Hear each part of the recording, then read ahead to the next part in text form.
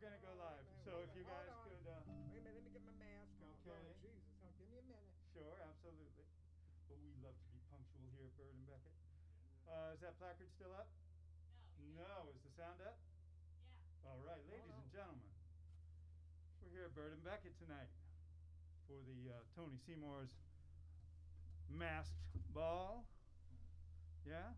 Hollywood Muse Masked Ball. So we're so happy to have Tony here on the West Coast. Flew in from the islands for this, played the ponies, came down to do the show. All right? It's going to be wonderful. We have India Cooke on violin. We have Bill Crossman on piano. Yes, indeed. It's going to be quite the show. So I'm going to get out of the way and get Tony up here and get him going. But Tony has a long and glorious history as a poet and as a raconteur and as an all-around extraordinary human being. So you're in for some fun, all right? So get him on up here and get it going. Thanks for tuning in. If you're watching it in the stream, do donate to help us recompense these musicians. Several people out there have been very generous already, and we're very, very appreciative of that. And we have a small in-store audience, and those cell phones will be silenced before you know it. Okay, so Tony, come on up.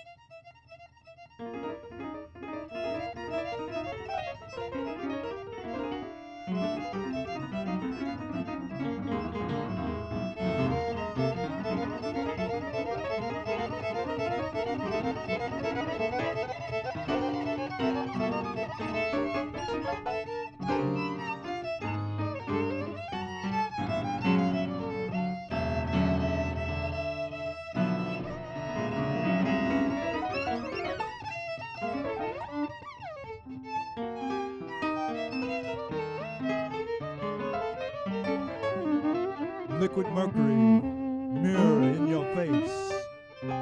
We see each other without ever looking, and we don't recognize ourselves. We look past one another into the fields out beyond the horizon, distant. With our face in the mirror, we are failing to see each other. We are looking past ourselves, hoping for something different than what is before our eyes. This view is one that we should never forget. This view is who we are. We don't want to see ourselves so clearly. So we search endlessly for all of eternity, and we refuse to remove the scales away from our eyes. Clocks tick, and with each click, I am thinking of you. With each breath I take in, I let out an exhalation with another thought of you. With every page I turn, between each word I read, before each sentence I speak, I am clouded with ideas of you. With every blink of my eye, every step that I take, every heartbeat I involuntarily make, every word I type, every word I speak, every thought I have, every second of each tick of every clock, every ship that ever docks, every star I see, every cloud that passes over me reminds me of you and what you are doing, what you are feeling, how you are being. That's what's up. And it doesn't matter which direction that we stride, because we're always going to meet at the junction where our souls collide. It doesn't matter if we try and go separate ways and divide. We always meet at the junction where our souls collide. It doesn't matter if we slip or if we slide. We always end up at the junction where our souls collide. And you don't have to say excuse me, nor do I. Pardon me, ma'am.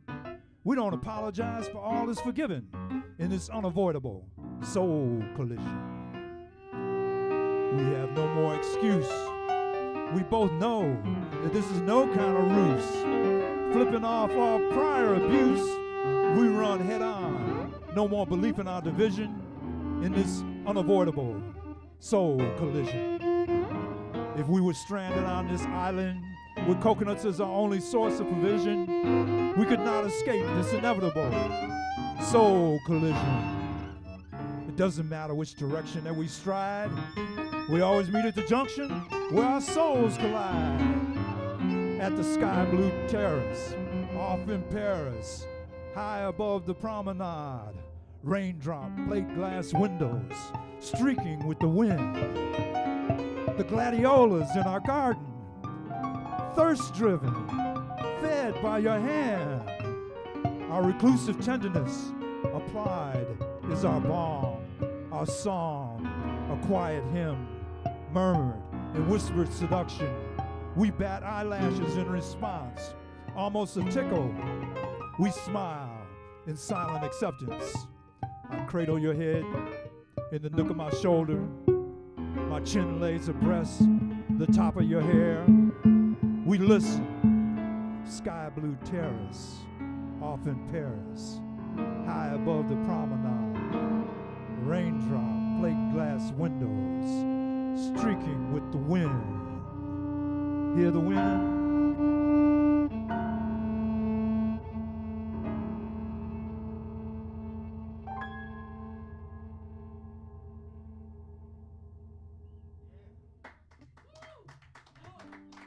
All right, now that's a little bit of a love thing, but now you got to kind of, when you're doing the love thing, you always gonna have to realize you got to teach each other things and try and bring one another up and explain your philosophies.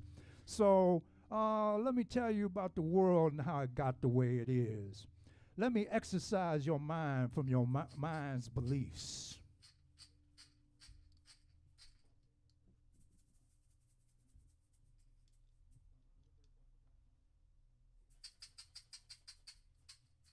The first no-knock law was entering into a cave uninvited. Oh, there were no doors. The first weapons were rocks, and everyone had them. There was simply no way to confiscate them all.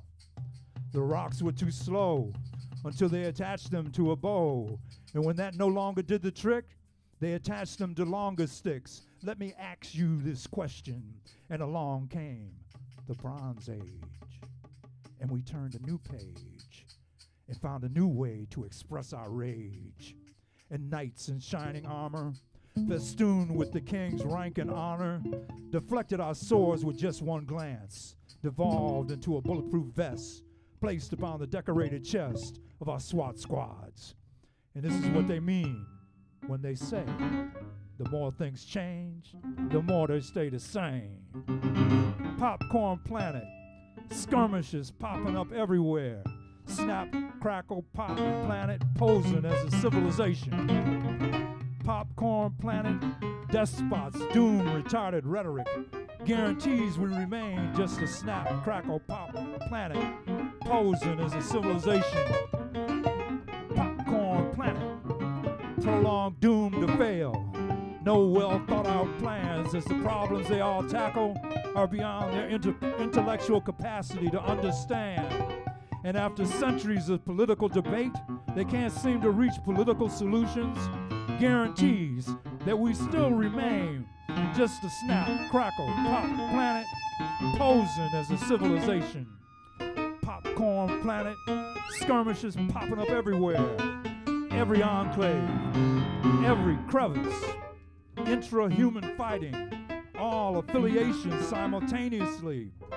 The ultra-right spans the globe, even in name. Conservatives prove the squares are all over the map, and guarantees we remain just a snap, crackle, pop planet, posing as a civilization.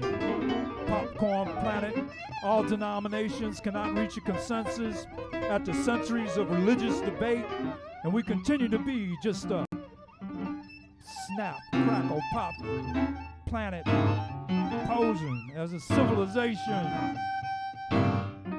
The first no-knock law was entering into a cave uninvited. Oh, there were no doors. The first weapons were rocks, and everyone had them. There was simply no way to confiscate them all. The rocks were too slow until they attached them to a bow. And when that no longer did the trick, they attached them to longer sticks. Let me ask you this question. And along came the Bronze Age, and we turned a new page and found a new way to express our rage.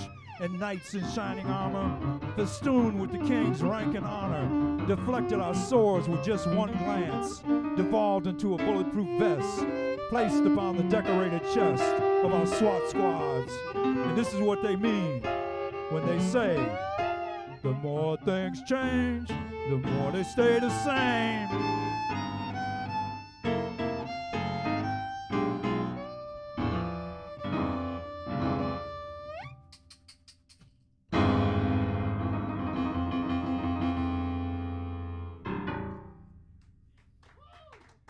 Yeah, that was Popcorn Planet. I did that poem for Joey Cooke back in 2013. It was the last poem I gave her before she passed away. It's a good one. I like it. All right, now we're going to further do some studying and stuff. You know, figuring out how civilization came about. I mean, y'all got it wrong. You've been reading them books. You know, the books only cover 5,000 years, and mankind has been here for 200,000 years, and everybody's been putting a whole big emphasis on the past 5,000 years like that's something that's just a blip in time. So we're going to trace it back to how far it really goes. Here we go, civilization experiment.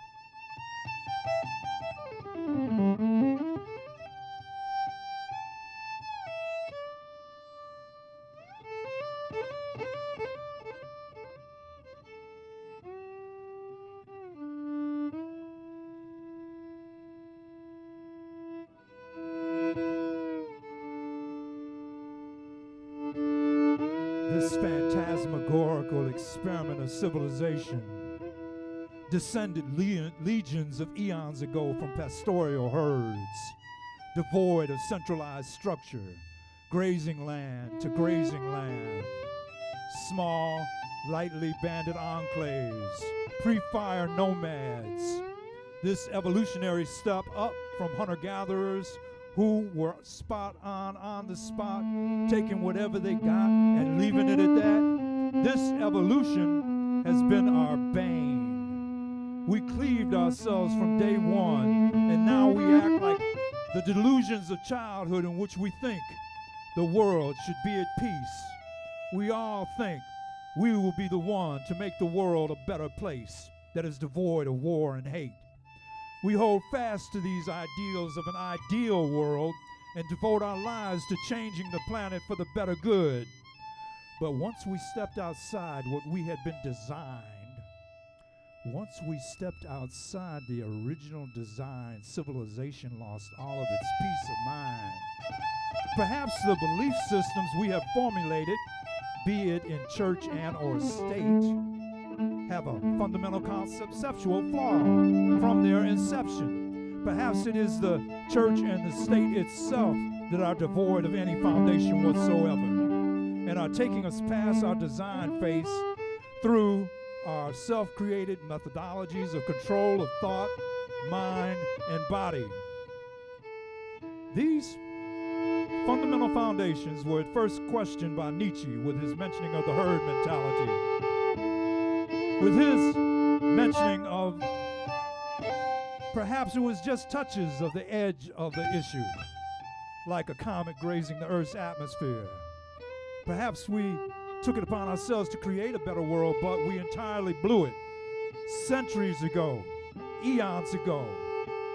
Perhaps the state of mankind was designed for small tribal bands whom did not cluster into massive villages and cities. Perhaps we were meant to roam the earth in small packs.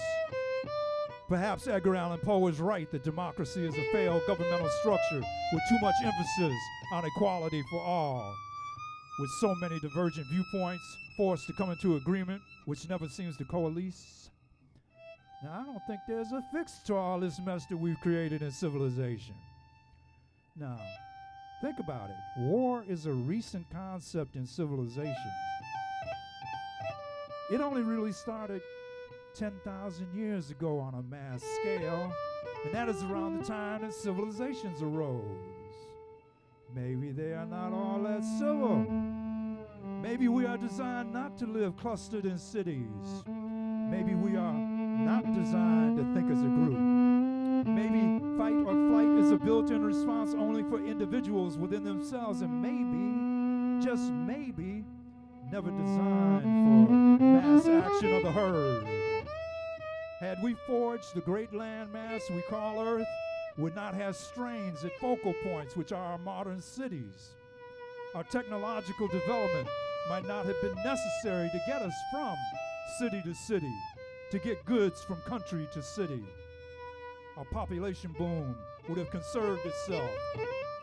But once we congregated, once we struggled with massive hierarchical rule, once we created churches to control the burgeoning populations to blindly obey with false threats of an imagined afterlife or future reincarnation, Buddhists, and false promises from politicians for this life with the illusion of voting, with the illusion of representative government, yet another civilization falls, and we all sit and wonder why. This phantasmagorical experiment of civilization descended eons ago from pastoral herds devoid of centralized structure, grazing land to grazing land, small, lightly banded enclaves, pre-fire nomads.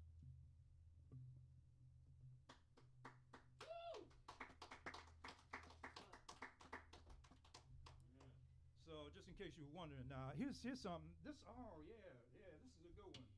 I'm gonna tell you about 9/11 and what was suppressed.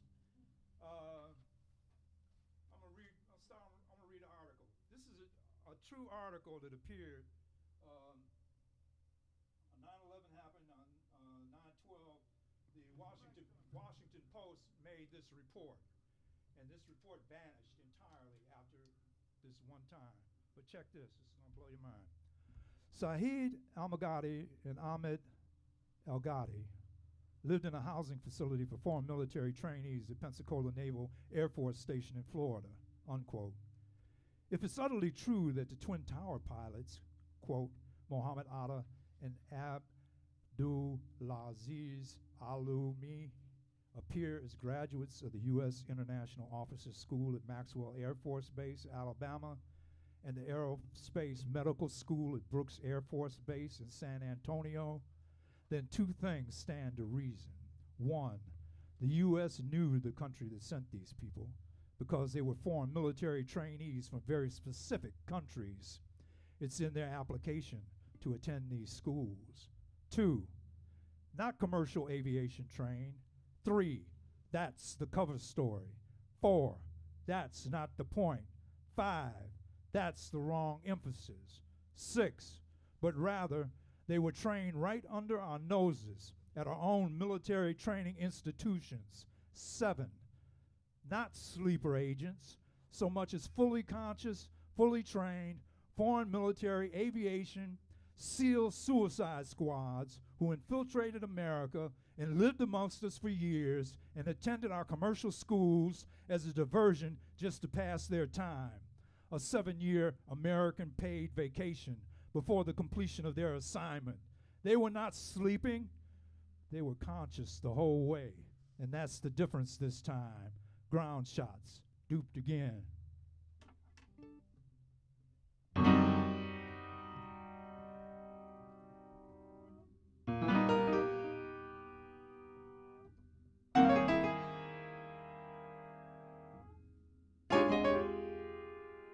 Of all the 9/11 conspiracy theories, why hasn't anyone discovered the main one concerning the network media and the U.S. government working in conjunction with the presentation of this event as it was shown to the world that day? Whereas, any other time, any other day, of any other year, in downtown Manhattan, if Donald Trump had just sneezed, a media truck was on site offering him a napkin with media anchors in tow. Yet, on the day of the biggest event in U.S. history, no one stood on the ground and delivered a live on-scene report on international television.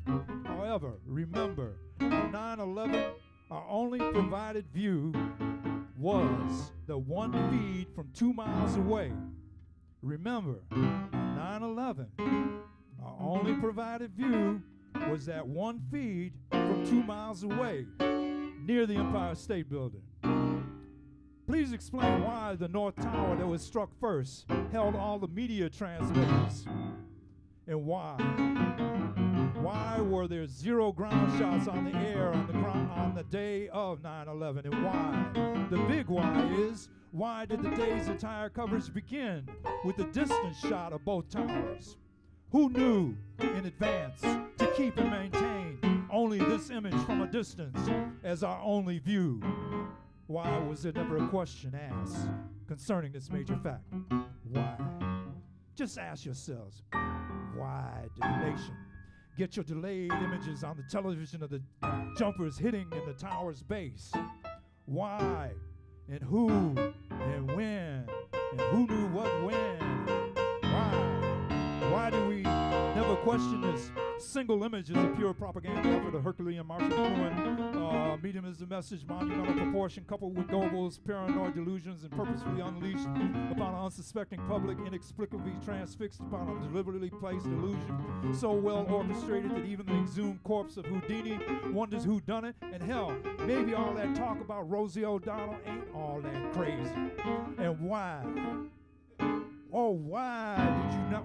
No one realized that what we saw that day had all the earmarks of the basic tenet of modern warfare as taught at West Point and at Marshall's Air Force Base, where Muhammad Atta was trained by the U.S. military.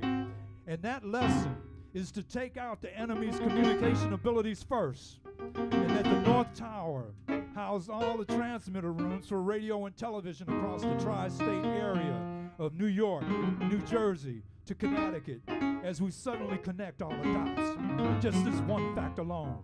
This type of war plan, specific targeting strategy, and the pure implementational ability, coupled with the single image, one view of the towers that the world saw that day, speaks volumes of this conspiracy's initially planned depth, and this mere little detail has previously escaped scrutiny. So the big question, motherfuckers, is how? How did the media, which made the initial assault known to the world, know in advance to set up cameras a safe 2 miles away? The question begs that if this had not been coordinated in advance in conjunction with the planners who targeted bringing mass communications to a standstill forever, why were there 0 images from the ground broadcast to the world that day? Why did we never ask why? And here's a quote coming up. If it is a fact that the North Tower, some of the transmitters were running almost to the very end, broadcasting their own buildings burning, and this fact included the unsung media hero human element of Isaiah Rivera's and Bob Patterson on the 110th floor transmitter space of WCBS TV, and William Stegman down on floor 104 at WNBC TV, Donald DeFranco at WABC TV's transmitters on floor 110, and Steve Jacobson down the hall at WPIX TV, and Ron Coppola watching the transmitters on WNET TV. So if indeed some of the transmitters were running almost to the very end, why were there no local reporters making live stream broadcasts near the base or in the neighborhood of the World Trade Center?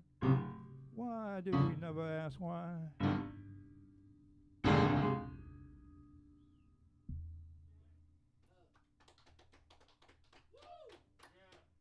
right, I'm sending that into Tucker Carlson.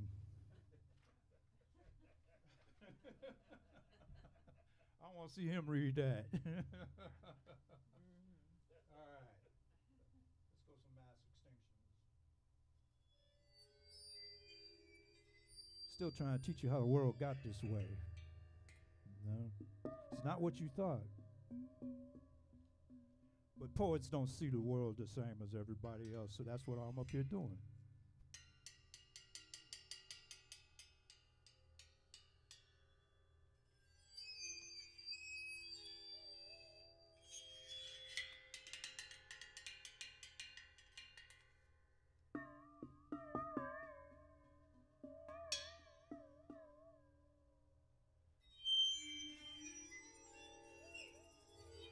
Seems the planet has had several mass extinctions.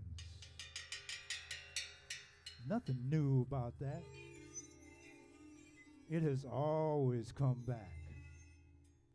If we perchance cause another mass extinction, it's not the end of the world. The world will go on with or without us and create new species from scratch. Humanity itself is not some superior creation. And if it causes its own demise, so be it. I refuse to partake in this perpetual hysteria about the end of the world. New worlds, new species, new flora, new fauna will supersede our own stupidity. People waste their lives in a Chicken Little mentality. The El Nino effect is the result of what I was told by a little troll of the Pacific island atoll. Atomic bomb, 10-year running undersea atomic blast. Irradiated the nuclei of all the H2O. It took 20 years to upwell from the ocean floor where it was stored into the rocks and slowly infused all passing currents. Took 20 years to upwell. That is the cause of the exacerbation of the El Nino effect. Self-anointed bush and them dead war brides loving them poison arrows. Environments, the least of their concerns. We got entire continents lined up to burn. Bush and them self-appointed dead war brides, loving them poison arrows. Dead Indians coming back as sparrows. Yeah, it seems the planet has had several mass extinctions. Nothing's new about that. It has always come back. And if we perchance cause another mass extinction, it's not the end of the world. The world will go on with or without us and create new species from scratch.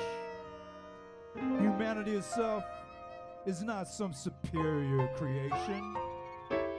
And if it causes its own demise, so be it. I refuse to partake in this perpetual hysteria about, oh, it's the end of the world. New worlds, new species, new fauna, new flora will supersede our own stupidity. People waste their lives in a Chicken Little mentality. The sky ain't falling, the earth is rising.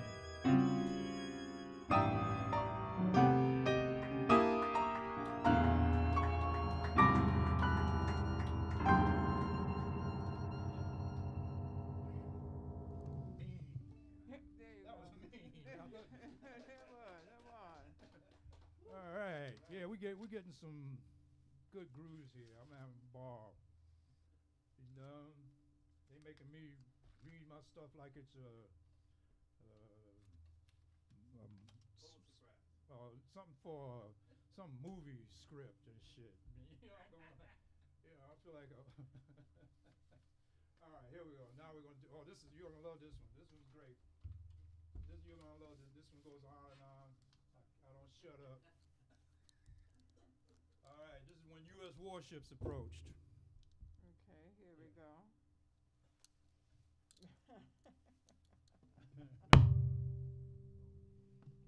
Did that wake you up?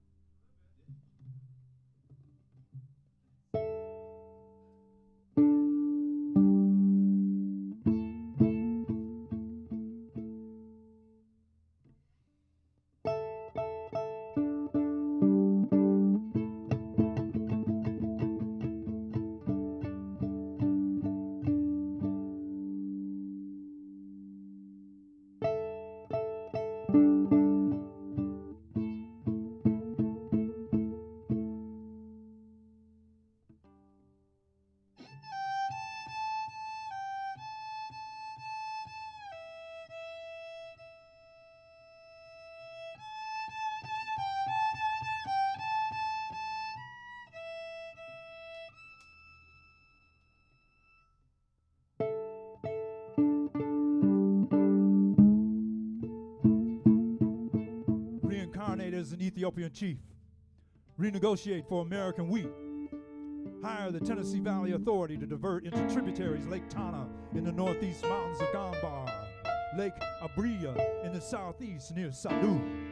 1,000-tiered rice paddy from the hands of 30,000 Vietnamese civilian volunteers. General Electric and Enrico Fermi Nuclear and the Stanford University Portable Linear Accelerator are barged through the new Tijuana to Bronzeville Canal to set up shop on the eastern tip of Alula to convert salt water via particle atom annihilation, post-era positive atom non-warfare applications of atom and neutron studies funded by the revised East Germans, rehabilitated Nazis on the good foot who footed the bill. France's total socialist youth corps aided in the distribution. Russian technologists provided the schools. Alas, the Ethiopian chief with the true sought relief, circa 2097 AD, the U.S. Army Corps of Engineers in a bilateral pact with Gandhi's son in India, the diverted Indian soldiers laid down their arms and used their hands to feed the growing Ethiopian youth. And when the U.S. warships approached, it was only to bring in the butter supplies. 1984 and a half, a newscast sometime in the near future. Russian embassy jams Conrad in the U.S. Wolfman Jack gets an order for 50,000 watts in Mexico.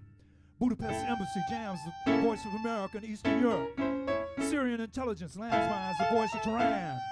Reagan is replaced by George Carlin. George Bush is replaced by Michael Jackson, who sings Beat It at the inauguration. Wraps the bomb in pink confetti and a thank you note. Russian neoclassicists and the ghost of poet Jack Hirschman finally take over Red Square and send the Politburo to Siberia on a ski vacation. Mandatory ball and chains on the tips of the skis. 2088 world record downhill slalom is inevitable. France bars President Mitrion to a permanent chess match with Bobby Fischer. Should keep his mind busy. The president of Mexico is put in charge of all North American Taco Bells. Pygmies and worms have declared forms of higher intelligence. In India, cows banish humans to the rodeo in Austin, Texas. At Gillies, businessmen are forced to wear brands of Levi's and Jordache. Elimination of the multi-caste caste system. Korea annexes with Taiwan. China is forced to drop all arms and break dance on national TV with the Joffrey Ballet. Lawrence Welk blows bubbles in Hades. Electronic voodoo is declared legal in Haiti. Papa Doc is brought back to life in Transylvania. Bela Lugosi is the Grand Marshal at the Indianapolis 500. State flowers take over all 50 states. Liz Taylor wants to start all over again, but for her old ass, it's all too late. Geraldine Ferraro has Mondale's baby. America's first king and queen had a first American prince.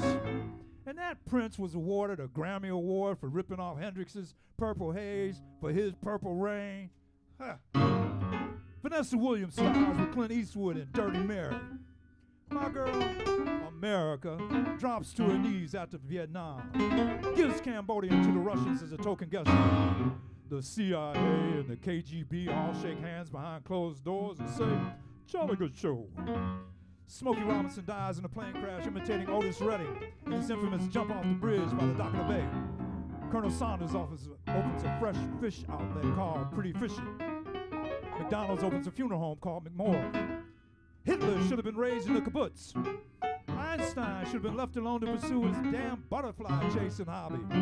World headlines August 1945 would have read, billions of butterflies buzz Nagasaki. Monarchs declared king.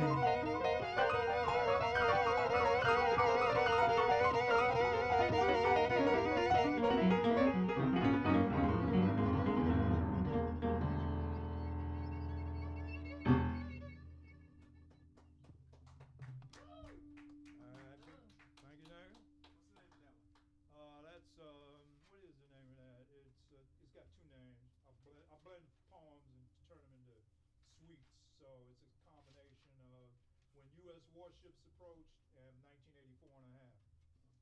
Written around 1984 and a half. Way back. I wrote this stuff a long time ago, but it still holds true. I knew what I was seeing. Here we go, Riverside.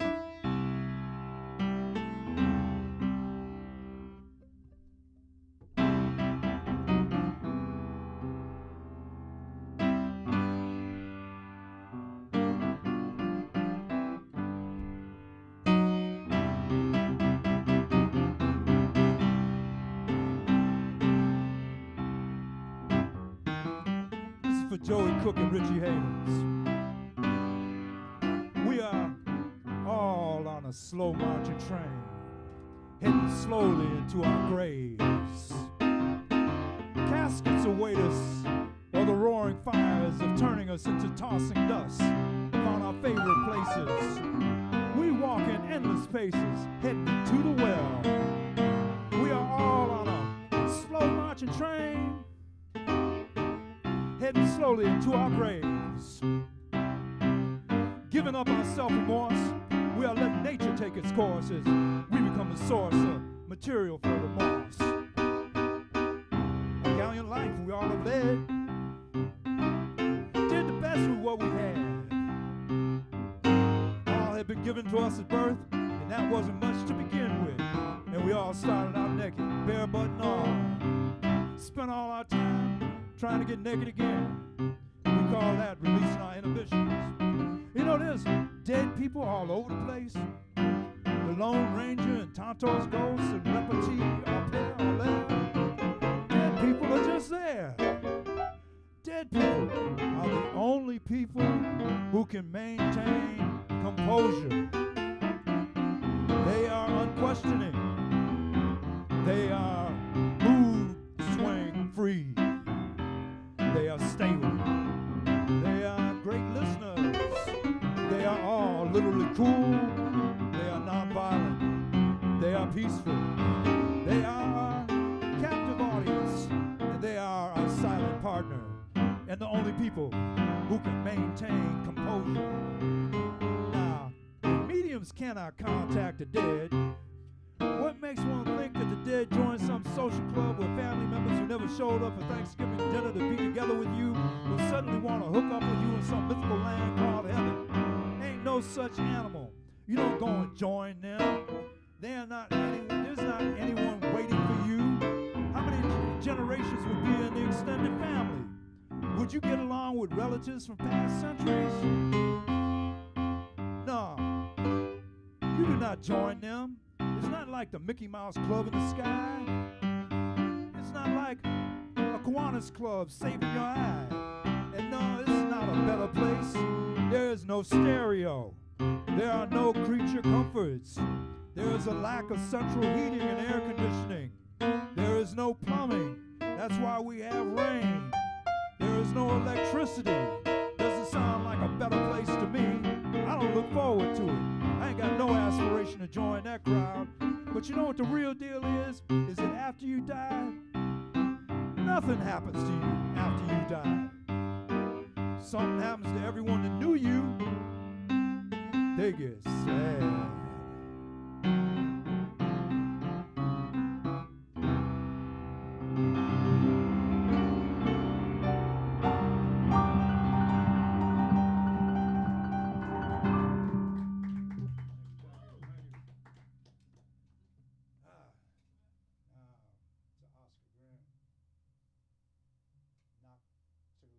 Say it. I can't say it. Remember? Noctilucence. Noctilucence. I can never pronounce his word. But it's the break. Is this the break? This is the break. Oh, how many minutes are we going? Oh, okay. This is the break? Mm-hmm. Oh, okay. We got a break. We'll be back in 5 minutes. 10. 10. Maybe 15.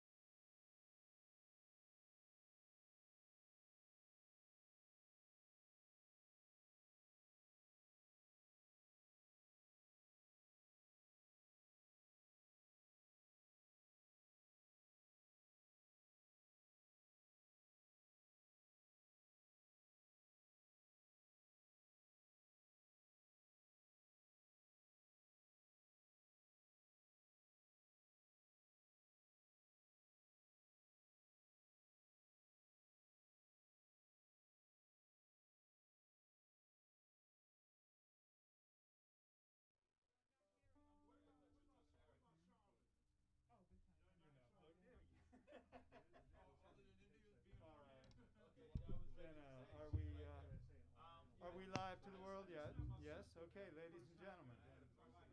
We are here in a packed house of extremely animated people ready for a second set. I do want to announce before we proceed that Tony Seymour, who of course is delivering this incredible material to you, is very, very fully backed by the Cooke+Crossman duo. That's Cooke with kind of a diamond shape these days, right? You've gone beyond the plus sign. It's Cooke+Crossman. Yeah, Cooke+Crossman. And they have a very, very newly recorded and released CD called White Dimensions. Infinite. Oh, I see. That's what I thought. From a That's what distance, it it really looked like yeah, that to me. I was very disturbed by that. But That's so okay, interesting, yeah. because when I was standing over there, that's Yeah, exactly yeah. how I read it. Yeah, I know, it's terrible. I thought, well, I don't know. Yeah, infinite. Whatever. So let's start that again, ladies and gentlemen. But yeah, Infinite Dimensions is the CD. That's so funny. So yeah, and this is about as infinite as we can imagine. So, and intimate here. So we're really happy that this is happening. Stick with us now. Tony's going to come back to the stage, and they'll take it away for another set. All right. So this CD is available. I bet Cooke+Crossman probably has like a website presence. Yeah, Is there a way they could find it? Well, they'd have to look for it. They'd look, but they could call me and I could help them look. Okay? Give us a call at Bird and Beckett. We'll fix you up. Plus, we're carrying it in the CD rack here. All right, thanks. Thanks, Sarah. Okay. Right on. Okay, part two. I'm having so much fun. I like the way everything's flowing, man. It's like boom, because I'm just hearing what you're doing.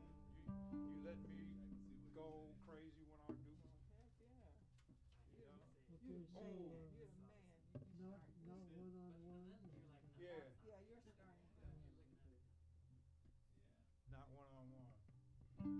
All right, so we're back, and we're going to start out with Not One-on-One. We're going to flow into Minstrel Negroes, and we're going to end up with White Bones.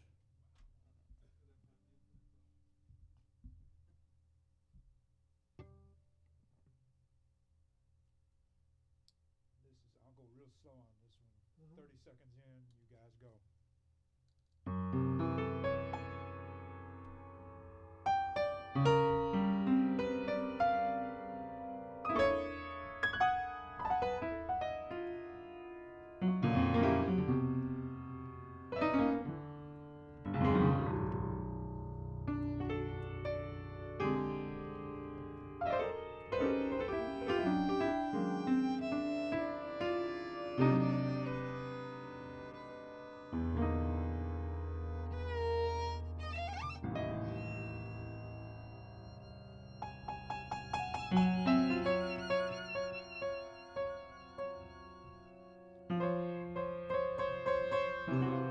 One by one,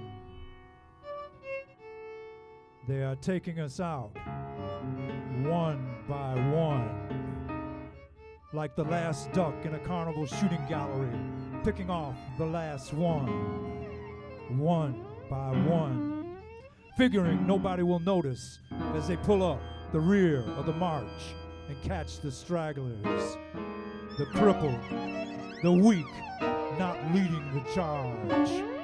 When they think no one else is looking, when they think they are being slick as a slime-coated rock on the banks of the flowing waters, on the banks of the Mississippi, under the St. Louis McDonald imitation arches, they lurk under hoods, in the Klan towns, hiding, always hiding, and pulling up the rear of the march, one by one.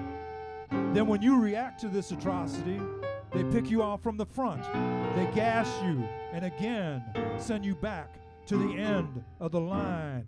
And once again, they pick you off one by one. Like Oscar Grant partying on New Year's, getting drunk and boisterous. They pick him off the train, and one by one, your own children are walking into elementary schools, killing kindergarten dreams, and you get all appalled when a community reacts to 6 shots. Not 1 shot, not 2, not 3, not an accident. It's not a slip finger, but an in-your-face shot on your race. Nah, one on one they go. Where they stop, nobody knows. Roulette wheels at Las Vegas on angel dust. They love minstrel Negroes. They love shuck and jive and duck and dive and the Flavor Flav's all the rage and their silver grills, the thrills, and the Ben Vereen, mammy, how they love your exaltations, and them pantaloons on the clowns and the buffoons doing hammer time, and the super drugged, super freaking, mumbled, Valium-induced, dying moonwalk talk of Michael Jackson. They love minstrel Negroes with simple James Brown lyrics derived from 5th grade educations, and Kanye West thumbing his nose at his mama's last request to be the best that he could be. And they love the stripped of manhood Geraldines and Tyler Perry, man mama drama, and those brothers in living color brothers with their damn earrings. They love minstrel Negroes. Don't be one of them. The one thing all humanity has in common is that we all possess white bones. This is applicable to 99.999% of us. There is no 1% that falls outside that bracket. We all possess white bones. Unless we are very ill, our bones have no other color. Our white bones have the marrow that gives us all red blood. All of humanity possesses white bones and red blood. This is what is inside us all. Now, many of us have different colored wrappers, that is just packaging. The colored wrappers are either red, black, white, brown, or yellow. This is just the outer coverings that so many of us focus upon and define ourselves with, and to focus upon our own external wrapping as the definition of the self is proof that we fail to see beyond the surface of this world upon which we live. If we look deep inside ourselves at our foundation that allows us all to stand tall and walk with pride is our base upon the integrity of the structure of our white bones that hold us all aloft.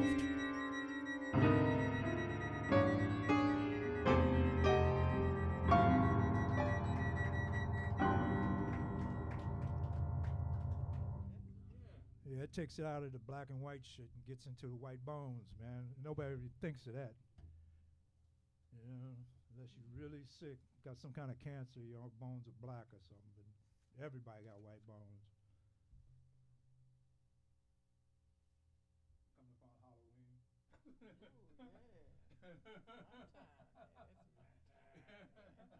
Your peeps, your peeps. That's my peeps. Yeah, that's my peeps. All right, here we go. Now,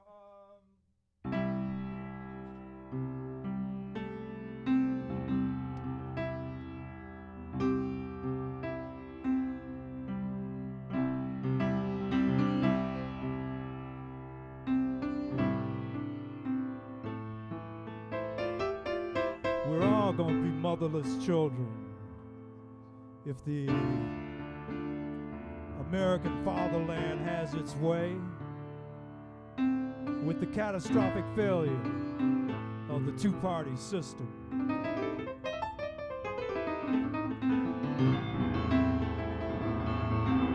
The differences between Republicans and Democrats is so great. The acrimony is so intense. The lack of common philosophical grounds is so different. The lack of common opinions on the most basic and mundane of matters is so divisive. The mutual inability to listen to one another's side leads to the reluctant conclusion of the necessity of having two separate countries. Not so much north and south as east and west, as right and left. The lack of commonality and belief in the direction the country should take. The lack of respect for opinions and policy. The crucial, critical bickering, denial of rights. Lack of agreement on law enforcement methodology. Of interrogations, erosions of Miranda rights by appointed conservatism in the Supreme Court, bringing religious doctrine into the forefront of a constitution which forbade such an act by the separation of church and state, leads to one conclusion. The two-party system is a drastic failure. Why bother preaching to those that will never hear your sermon? Just split up the armed forces. Split up the Pentagon. Split up the Congress. Split up Capitol Hill. Split up the Washington Monument. Split up the Supreme Court. Split up the electorate. Split up the cities. Split up the streets. Split up our boulevards and put Israeli Sharon-inspired border complete with razor wire, and split up the newspapers, and split up the corporation, split up Clear Channel's nation takeover. Have a Republican anti-party, have a Democratic party in two separate ballrooms. One playing modern music with disco lights and short metallic skirts exposing thighs. And then let all the squares dance a rumba in the rotunda, covered head to toe in Amish dress, playing the music of dead composers being treated like they the light of the world. Let them dead composers play their song in Arlington Cemetery, rising up the ghosts of those who fought for 3 centuries to unite us. Oh, say, can you see? It's the Republican Party that is our version of Aryanism gone wild. And all white wilding, dressed in Armani suits, keeping out all the spooks from exclusionary all-white social clubs. Led by drug-deranged Rush Limbaugh and his brother, Beelzebub. Republican human rights plotters, and 50s and 60s King and Kennedy assassination plotters. That got too blatant a reaction, so they came back and rigged the Florida elections as the coup de grace, bringing in Cheney and the Halliburton cartel to dust mop Iraq. Thousands of troops as janitors, cleaning up the Bushmas till Christmas and beyond. Wake up, America. Wake up, America. It's our last chance. The death kill of our land. It's disguised as freedom. It's our last chance. It's the death kill of our land. It's disguised as freedom.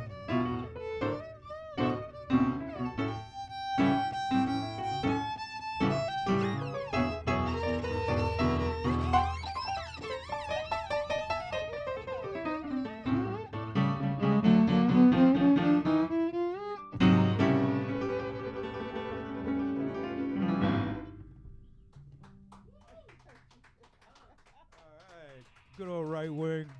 Yeah, this is almost like a anti-Fox channel, you know. The anti-Fox channel. All right. Maybe you should think about a new radio station. There we go. You know, my uncle was the manager at WCHB in Detroit. When I spent my early childhood, WCHB is the first black radio station in Detroit, Michigan. and I used to be babysat by all the DJs and shit. So that's kind of like, I was surrounded by all this music from the time I was like 3, and I used to spend all my time in the radio station. And it's a very unique way to have been brought up. My uncle was Frank Seymour in Detroit, and he was pretty well known. So I just thought I'd give Frank a shout out.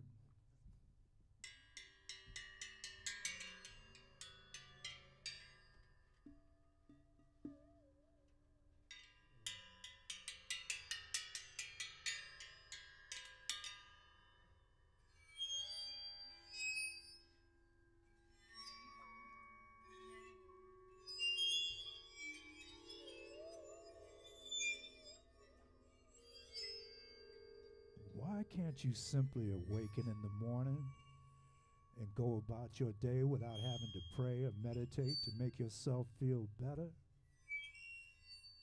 What is wrong with you that you cannot accept yourself as is? What is wrong with thinking thoughts? Why do you feel you have to eliminate thoughts in order to be more calm? What the hell are you thinking about so much calming? What is wrong with you? Why do you need a group of people telling you how to live your life? Did you forget the basics? Why do you have to get self-centered? Did you lose your bearings? Why do you chant meaningless words or pray talking in meaningless tongues? It's all the same crap. I just don't understand people and their quest, their perpetual quest, hyped in symbols, hyped in nothingness, hyped in repeating the past, hyped in strange beliefs. Strange beliefs. What is wrong with y'all? Why can't you accept yourself as is? It's beyond my understanding. And yet you want to argue about the benefits? Now, if you are a teen, I might understand. It's because your frontal lobes are still developing. Maybe you need a boost. Regardless, there's nothing wrong with ego or being sure of oneself. It's when you are unsure of who you are, when you are unsure of yourself, that you talk about the need to drop your ego and become one into some amorphous mass. Oneness ain't all that there is. It cracks me up. All these folks who don't know who they are, who claim not to have egos, are the very ones who advocate becoming egoless and to forget the self. Something is basically wrong with this picture that is perpetrated on mankind by rituals ingrained for centuries. I seriously question everything, like the myth of oneness. If there are an infinite number of numbers, and if there are an infinite number of fractions, it is impossible to go from 0 to 1, as you could never reach the number 1 because of the infinity of fractions between them. Therefore, 1 does not exist. There is no 1. Oneness is a myth of wholeness that is fractionalized out of existence by the very nature of the non-existence of the number 1. This basic presumption permeates all religious entities. As the basic presumption is wrong in its inception, this takes us beyond the problem with universals, but goes to the central core of Buddhist and Christianity talks of the goal of having oneness of the soul with God. The foundation has been knocked off its axis. The house of cards falls. The basic lie has now been revealed. If indeed 1 can never be achieved in principle, all the other numbers that follow have the same fate as the man-created thought experiment for keeping track of commerce.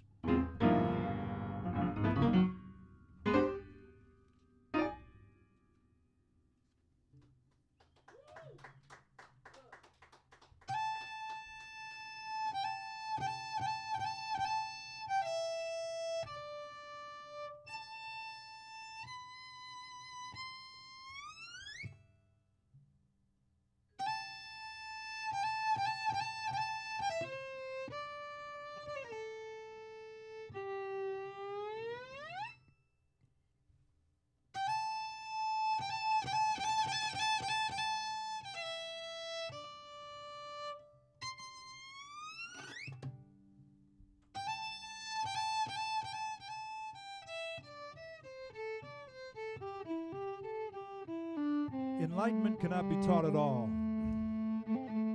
It is utterly impossible for anyone to provide external assistance to a process that spontaneously arises from within oneself. It's more like a reverse electric socket. The current flows from the inside out, not from the outside in. Although the outside can spark an internal burst, it cannot be an extended process of days, weeks, months, years, decades of inputting this type of internal event. It's a question of sub-microseconds from within, more subatomic in nature, more on the order of self-combustion, and more on the level of megaton outward explosions of consciousness from the inside out. And it is beyond light. Everyone speaks of the light. The light in the invisible world is only 5% of that universe. Perhaps it's the dark matter or the dark energy bursting forth from within. And forget about the negative connotation of the word dark. I feel you can get hung up on the light and trapped in that microcosmic 5% world of gleaming teeth and smiles. It has nothing to do with emotion. It has nothing to do with love per se. Love is just the emotive part of it all. Oh, it's nice and refreshing and all of that, but just suppose light is just the outer shell of having it. Thus, the hang-up on enlightenment, in light, in mint condition, in pristine condition, just a fragment of the totality of spontaneous internal uprisings. But what do I know? Maybe I do, maybe I don't. But I don't prescribe to a school of thought. I only speak of my own experience. And there's no way I could teach what has happened with me internally. Society at large on a worldwide scale, due to the seemingly benign belief in allowing for religious tolerance, perpetuates a mass delusion and has created disassociation that has separated humankind from itself. The prevailing, all-encompassing belief in a creator that oversees and directs all human actions, and the all-pervading belief in prayer as the sole means of communication with this creator, this apparent projection of rudimentary thought processes, having such direct access, removes all ability of humankind to understand the basis of the individual self. If thought stems from random electrochemical reactions arising from one's own neural core, there is simply no differentiation between a holy thought and a random desire for a burrito. There is no separation in the mind where holy thoughts originate that is separate from flights of fantasy or from what one is planning to do with their day. But societies worldwide have created massive institutions over the eons which have mandated these so-called truths as the only way to achieve redemption in this life, so that our next life, with these very same applicable rules, will somehow be a better life than the one we have now. The primary problem of all religions is that they make you externalize the self. They strip the self and place the self outside of itself, thereby making it impossible to ever be the self because of this enforced isolation. All credit for self-achievement is attributed to an invisible being, is attributed to man-made icons. All hope is placed on the intervention of dead people who are no longer here. All faith is based on a wish, depriving the self of any credit for forward progression. And that is why mankind is forever lost, as infidelism and hearsay are the built-in defense mechanism to prevent questioning man-made core belief systems. And to me, the only ones who need to be saved are the ones doing the saving. The only way to believe in yourself is to believe in yourself. Like Moses the 23rd was dropped off in the desert by Ramses IX, told him to march across the desert with a day's ration. Little did Ramses know that Moses snuck in a GPS device in the hood of his robe. He made it across that desert with his people in less than a day. And as a result, he didn't have no ordeals. He arrived ahead of the deadline. Thus, no 10 commandments were ever made. Somehow, thousands of generations managed to survive with only the law of self-evolution and innovation. Transform your life. Create your own creeds. Exemplify with your own deeds. Create your own paths. Don't let someone else cut away the vines that are making you blind. Use your own hand. Create your own axioms and dictums. Delve into your own mind and change that climate first. Ain't nothing worse than changing the planet with moldy tools and quoting the great this or that said to do that or to do this to obtain your bliss. Ain't no signpost you need. Paint your own signs with your own designs. Direct yourself where you want to take yourself. Not asking for directions on how to get there. Be your own GPS and cast yourself into the leading role. None of this one day we shall overcome subservience. Oh, how I hate that Pete Seeger song. No waiting for the next train. No waiting for the service to begin. No following points and memorization by rote. Be your own focus. So what if you miss a note? No external chastisements. No slaps on the wrist. No whacks upside your head. No masters to kneel towards. No pilgrimages to make. No flights to take. No wailing rituals. No incense required to achieve whatever it is you desire. No kowtow, powwow. No ragged bended knees. No prostration, no facing west or east, and least of all, you don't have to flail and belly crawl or go into dark cubicles and confess to folks whose bad deeds outsurpass any meager impasse you may have ever done. Give up giving your life in sacrifice and giving what is yours to someone or to some organization to put you in a better life station, to achieve your own inner elation. No arms or palms or fig leaves. Imaginary gardens will impede your growth. Without these modest necessities, you can still strive and not be struck by lightning for your failure to go with the status quo. With your own inner glow will be that which you will show your own way. As faith in oneself, they will chastise. That comes as no surprise. They want to keep you suckered in, and the centuries are on the side with living proof of their self-fulfilling prophecies. Be a part from the in crowd or join history's Borgs.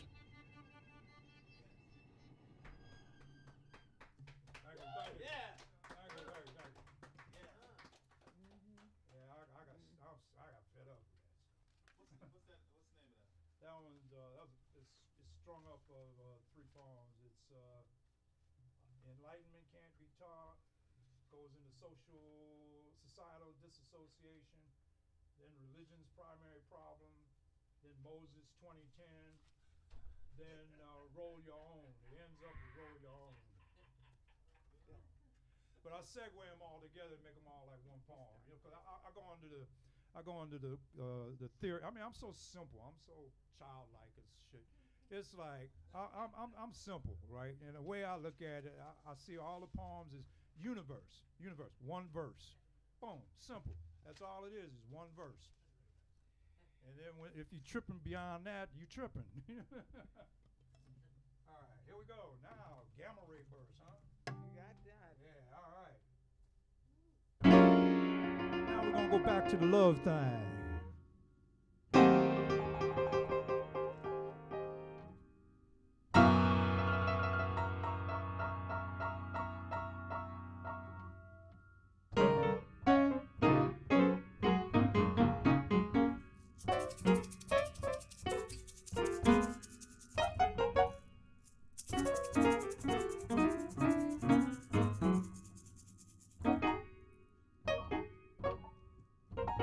Gamma ray burst. Remove your every doubt. Some things are not open to question. I treasure you like the Sierra Madre built into the terrain. Permanent fixtures anchored to my brain. No caution, no falling rocks. Scaffolds uncoiling. Nothing to do but uplift you automatically. Take you straight on up beyond flattened canyon lands, National Park, Utah Plateau, island in the sky, mate. A mutual checkmate, ascension beyond vertigo's triggered iodine-seeded Mojave raindrops, accredited limestone aquifers, accumulating and acclimating into purified desert trance, euphoria, somo, agave, ambrosias, stance and trance, vacant wells filled to overflow, and that is how all earthly draughts end. Rock outdoors, rock this amazing turnabout in your life. You, baby, are an unnamed planet unto yourself. It only took billions of years of exobiology synthesis, astrobiological, astrogeological evolution to reach this point in time. For you to finally come into focus and appear to earthbound Keck and arid ALMA radio telescope observers in high altitudes in Chile. You are a gamma ray burst, unleashing the power of billions of suns in an instant. You are all that light, devoured by the center of the Sagittarius massive black hole, taking everything back into the fourth dimension from which it arose, where universes are created with a slight perturbation of voila, a cosmic sneeze.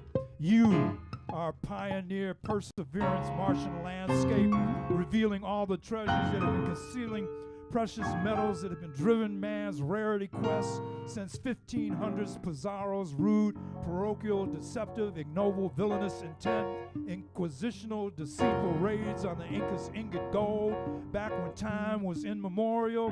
You remember way back when. Now, space pirates, cometary, corral, excursion, ion drive excavators, exigent circumstances, no longer a hypothetical, no longer just a theory, no longer on the drawing board, no longer vacuous, idle speculation.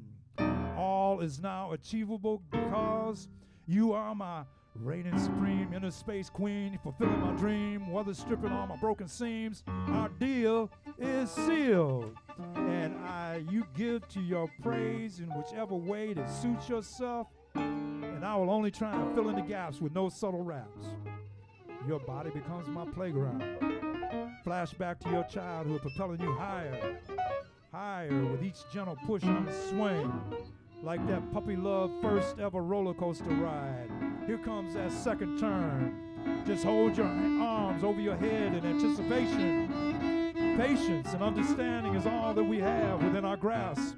But who is clinging to a gone dream of what others can do for us now, where no central casting dramas can sustain us for an eternity, long-lasting, leaving the games to the gamers and the blamers, as that rudimentary blame game is just as unacceptable, clinging to prior unresolved issues with no apparent solution. I only decided to quit my sufferings, only trying to start anew, get it right from the beginning. No excuses this go around. I know it can be done. Just let me know, baby, when you are ready.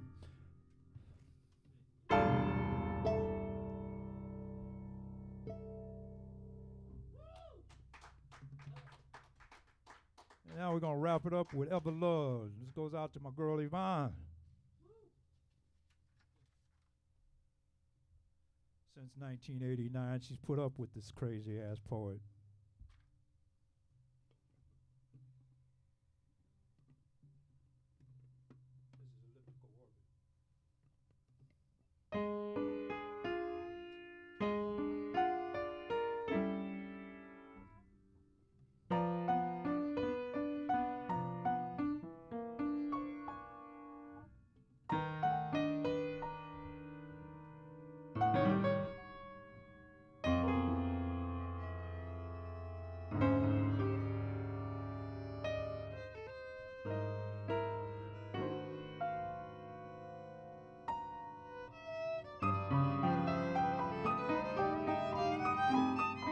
All that I have ever loved,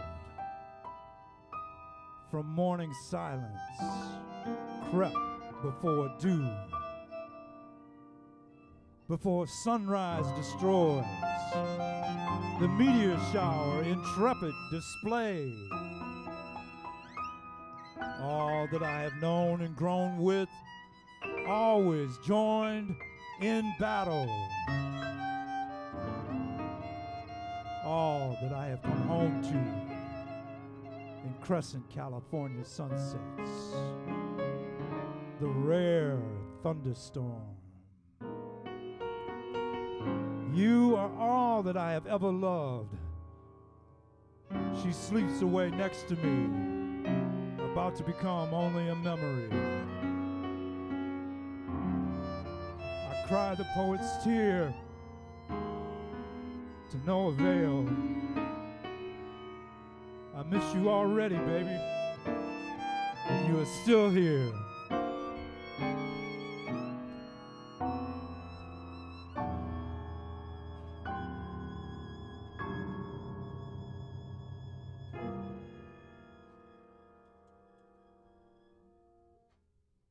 Thanks for showing up.